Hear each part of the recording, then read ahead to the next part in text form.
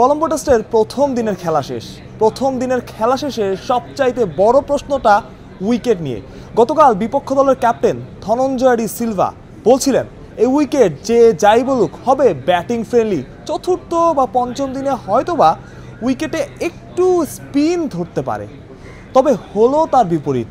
দিনের শুরু থেকেই বলে মুভমেন্ট, বিজয়ের উইকেট থেকে শুরু করে শেষমেশ নাইম হাসানের উইকেট, সব কিছুতেই সাহায্য পেয়েছেন বোলাররা।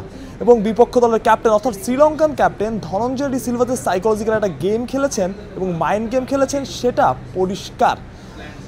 তিনি বাংলাদেশকে একটা ফাঁদে ফেলেছেন, যে ফাঁদে বাংলাদেশ দল খুব ভালোভাবেই পড়েছে এবং টসে জিতে প্রথমে ব্যাটিং করার সিদ্ধান্ত নিয়েছে। যদিও ওইটা না হলেও হয়তো এই মাঠের ইতিহাস যা বলে বাংলাদেশ টসে জিতে হয়তো বা ব্যাটিং করার সিদ্ধান্তই নিত, তবে মাথার মধ্যে ওই চিন্তাটা কাজ করা যে ব্যাটিং উইকেট বল খুব সুন্দর করে ব্যাটে আসবে, খুব বেশি পরিশ্রম আমাদের করতে হবে না, খুব বেশি কিছু আমাদের ট্রাই করতে হবে না। সেই জায়গা থেকে বাংলাদেশ একটু পিছিয়ে গিয়েছিল কালকের প্রেস কনফারেন্সে।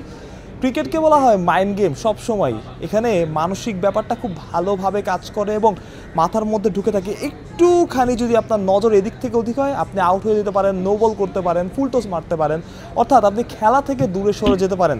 শ্রীলঙ্কান ক্যাপ্টেন এখান থেকে সহজ, কারণ আপনি একটা প্রেস কনফারেন্সে আসলেন, আপনি স্বাগতিক দলের অধিনায়ক, স্বাগতিক দলের অধিনায়ক হয়ে আপনি বলে ফেললেন যে উইকেটটা পুরোপুরি ব্যাটিং ফ্রেন্ডলি হবে, অর্থাৎ এখানেই লুকিয়েছিল।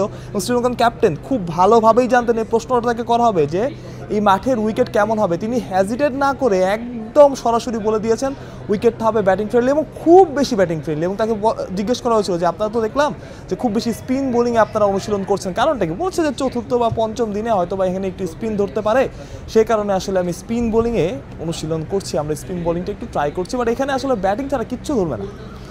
সেই উইকেটে আজকে শুরু থেকে আসলে সাহায্য পেয়েছেন বোলাররা এবং বাংলাদেশি ব্যাটাররা ভুগেছেন। গলে যে ব্যাটাররা সেঞ্চুরি করে এসেছেন এখানে তারা আউট হয়ে গেছেন শুরুতেই, অর্থাৎ বোঝাই যাচ্ছে যে মাইন্ড গেমটা শ্রীলঙ্কা প্ল্যান করেছিল যে খেলার আগে বাংলাদেশকে পিছিয়ে দেওয়া। প্রেস কনফারেন্স থেকে ভাবা যায় সেই কাজটাই শ্রীলঙ্কা করেছে এবং সেটা খুব ভালোভাবে বোঝা যাচ্ছে। এবং আজকের প্রেস কনফারেন্সে বারবার বিপক্ষ দলের যে অ্যাসিস্ট্যান্ট কোচ এসেছিলেন অর্থাৎ শ্রীলঙ্কার অ্যাসিস্ট্যান্ট কোচ, তাকেও প্রশ্ন করা ছিল উইকেট নিয়ে। তিনি বলেছেন উইকেটে বোলাররা সুবিধা পাচ্ছে, একটু সারপ্রাইজিং মনে হয়েছে তাদের কাছে। এবং বাংলাদেশ দলের যিনি প্রতিনিধি এসেছিলেন সাদমান ইসলাম, তিনিও বলেছেন যে উইকেটটা একটু ভালোই ঠিকঠাক আছে, তবে এই উইকেট থেকে আসলে বলাররা একটু সাহায্য পাচ্ছে। এটা আমরা আসলে টিভি পর্দায় বা মাঠে বসেও দেখেছি যে বলদের মুভমেন্ট আছে। এবং আপনি যদি খেয়াল করে দেখেন উইকেট কিপার কিন্তু বেশ কিছু বল মিস করেছেন, বেশ কিছু বল হাত থেকে ছুটে, যেটা একটা কারণ হচ্ছে বলের মুভমেন্ট, প্রচুর মুভমেন্ট ছিল বলের মধ্যে। এবং স্পিনাররাও প্রথম থেকেই টার্ন পাচ্ছিলেন এবং ধনঞ্জয় ডি সিলভা নিজেও বোলিং করেছে, নিজেও খুব প্রচুর টার্ন তার বোলিংয়ে হচ্ছিল। অর্থাৎ বোঝা যায় যে মাইন্ড গেমটা শ্রীলঙ্কান ক্যাপ্টেন খেলেছে, সেই মাইন্ড গেমে পুরো দল সফল এবং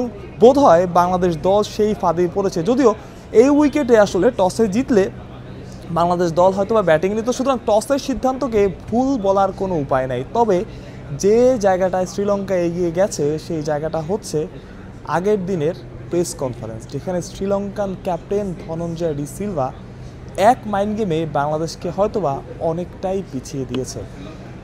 কলম্বো থেকে মাহফুজ প্রত্যয়, পিডি ক্রিক টাইম।